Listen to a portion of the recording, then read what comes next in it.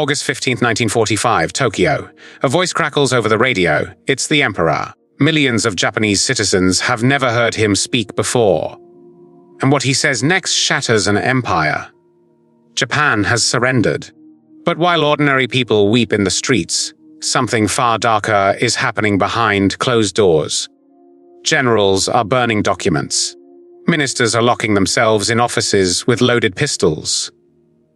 Some are already dead by their own hand, because the men who built this war machine know exactly what's coming for them. Trials, prisons, gallows. This is the story of how Japan's most powerful wartime leaders, the men who once commanded armies and controlled an empire, met their end. Some walked to the gallows in silence. Some vanished into the countryside disguised as farmers.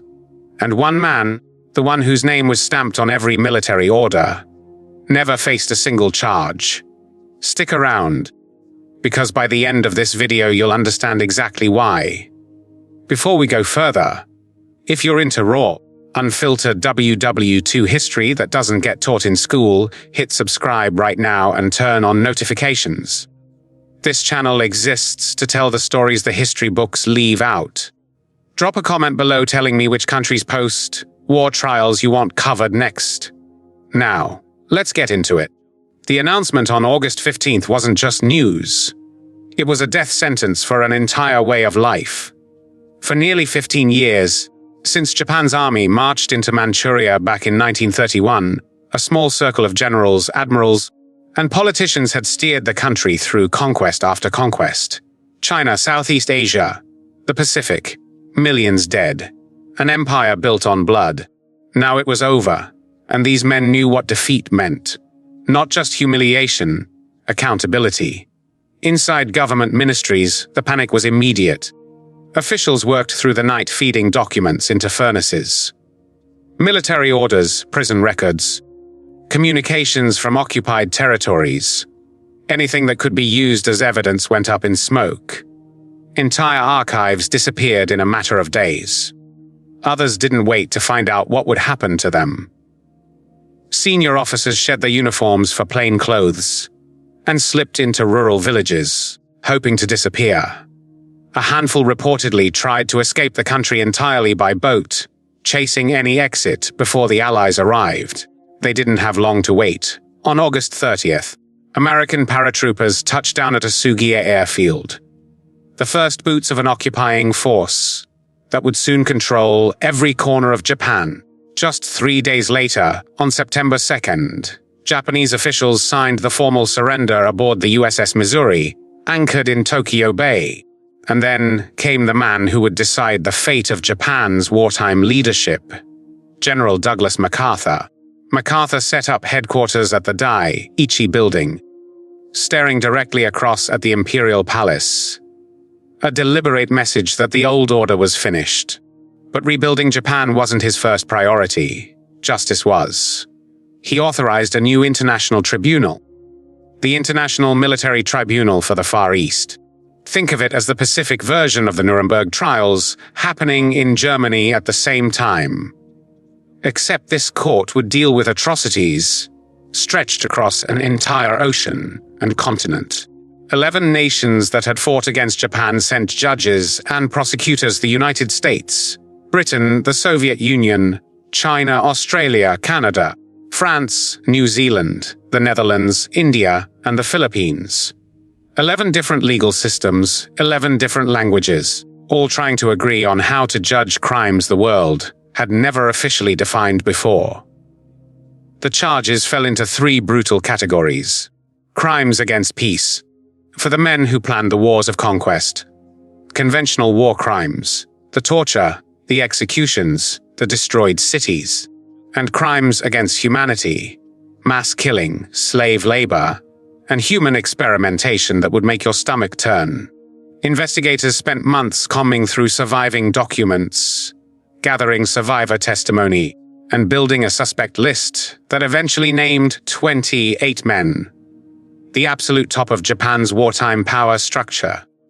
At the center of it all stood Hideki Tojo, the prime minister who had greenlit the attack on Pearl Harbor. Before Allied troops could arrest him, Tojo tried to take his own life with a gunshot to the chest. He survived, was patched up by American doctors, and dragged into custody anyway, kept alive specifically so he could stand trial. Then there was Keiki Hirota, a former prime minister and diplomat, who insisted he was just a civilian bureaucrat. Prosecutors disagreed, arguing his failure to stop the atrocities he knew about made him just as guilty. General Haita Kimura had overseen the horrifying conditions on the Burma-Thailand Railway, the so-called Death Railway, where thousands of Allied prisoners were worked, starved, and beaten to death. General Saisha Itagaki had a long, brutal record commanding troops in China, and Kenji Doihara, a shadowy intelligence officer, had helped engineer the puppet state of Manchukuo through covert operations and manufactured pretexts for invasion. All 28 men were locked inside Sugamo Prison, once used to jail Japan's own political dissidents, now the holding cell for the empire's fallen elite. May 3, 1946. Inside the former War Ministry building in Tokyo, the trial opened in front of international judges, prosecutors, translators, and journalists. The defendants sat in plain clothing, mostly silent, showing almost nothing on their faces as the charges were read aloud. This was not a fast process.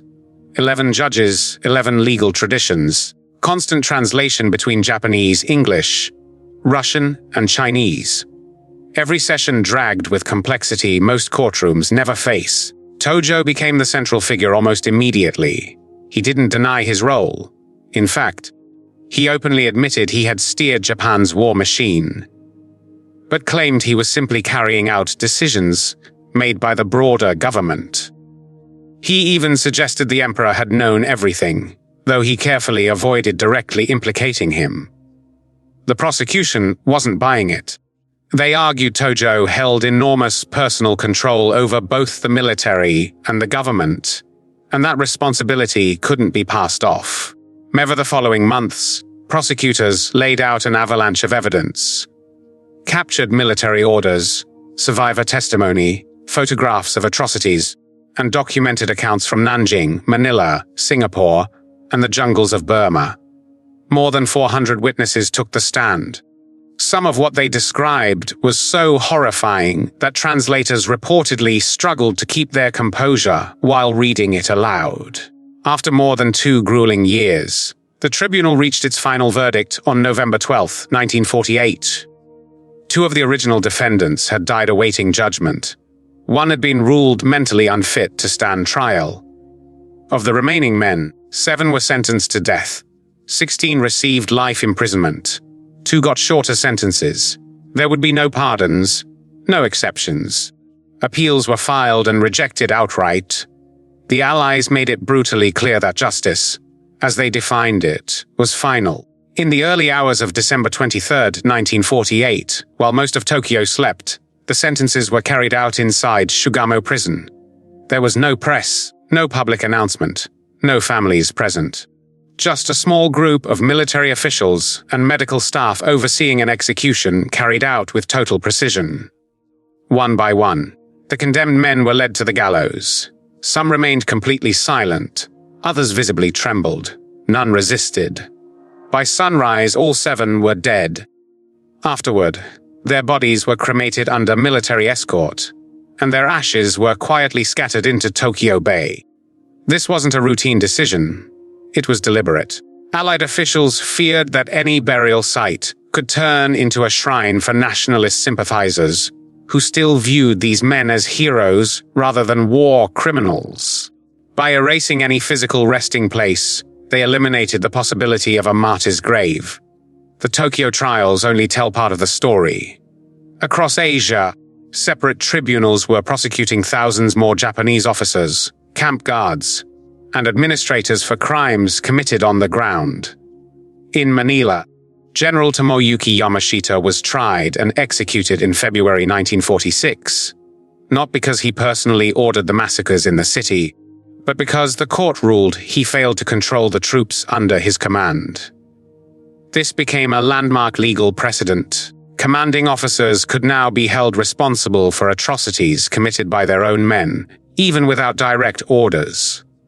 In China, Lieutenant General Hisaotani was convicted for his role in the horrifying Nanjing massacre and executed in 1947. In Singapore, British tribunals targeted the men responsible for the horrors of the death railway and the abuses inside Changi Prison. In Papua New Guinea, Australian courts tried over 300 individuals for crimes against prisoners of war and local civilians. By the time these regional trials wrapped up in 1951, more than 700 Japanese nationals had been charged across the region, and nearly 1,000 were executed. It remains one of the largest legal efforts in history to hold individuals accountable for wartime atrocities. Not every guilty man waited for a trial. In the days right after the surrender, a wave of suicides swept through Japan's military leadership. Some performed ritual seppuku, others used firearms or poison. These weren't random acts of despair. For many, it was a final act of what they considered honor, a way to escape judgment by foreign powers on their own terms.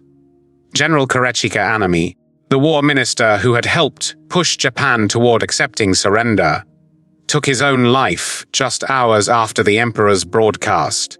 General Toshizo Nishio, who had commanded forces in China, died by suicide months later, fearing what accountability would look like for him. In occupied territories across Korea, Taiwan, and China, commanders took their lives as Allied forces and local resistance fighters closed in. Some units reportedly carried out group suicides, encouraged by their own officers rather than face capture. These deaths didn't just end lives, they erased evidence. With key witnesses and perpetrators gone, investigators lost crucial threads needed to fully map out the chain of command behind specific atrocities. For the men who avoided execution, Sugamo Prison became a slow, grinding sentence of its own. Generals and former prime ministers were stripped of every privilege, following identical daily routines of meals, limited labor, and censored mail. Some never survived to see release. Former Foreign Minister Shigenori Taug died in custody in 1950, and former Prime Minister Hiranuma Kicha died there in 1952. But as the 1950s progressed, Japan's political landscape shifted dramatically, with the Treaty of San Francisco restoring Japan's sovereignty in 1952, and Cold War tensions making Japan a critical American ally. Pressure mounted to release the remaining prisoners. Between 1952 and 1958, one by one, the surviving war criminals walked free, quietly, without ceremony, often citing age or health. For millions of survivors across Asia who had lived through massacres, forced labor, and occupation, these early releases felt like a betrayal of the justice they'd been promised. And now, back to the man we promised to explain. Emperor Hirohito. He was the symbolic center of the entire war. His name was on military orders. His image inspired soldiers to die for the empire. Yet he was never charged, never questioned publicly, never made to answer for a single decision.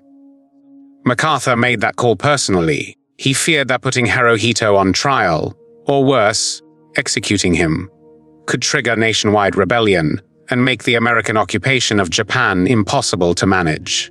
Instead, Hirohito was kept on the throne as a symbolic figure, stripped of political and divine authority. In January 1946, he publicly renounced the idea that he was a living god, a belief the government had promoted for decades.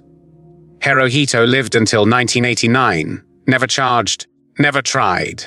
To this day, his protection from prosecution remains one of the most controversial decisions of the entire post-war era.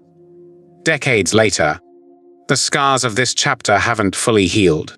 Yasukuni Shrine in Tokyo still honors Japan's war dead, including 14 men convicted as Class A war criminals. Every time a Japanese politician visits that shrine, it reignites diplomatic tension with China and South Korea that traces directly back to the decisions made in that Tokyo courtroom in 1948.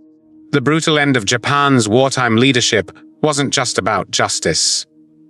It was about a world trying to figure out, for the first time, how to hold the architects of mass atrocity accountable.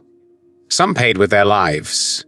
Some escaped through suicide, and one man walked away untouched entirely. If this story hit you as hard as it hit me researching it, smash that like button, subscribe to WW2 Real History, and let me know in the comments what part shocked you the most. There's a lot more of this history that needs to be told, and I'm not done yet. See you in the next one.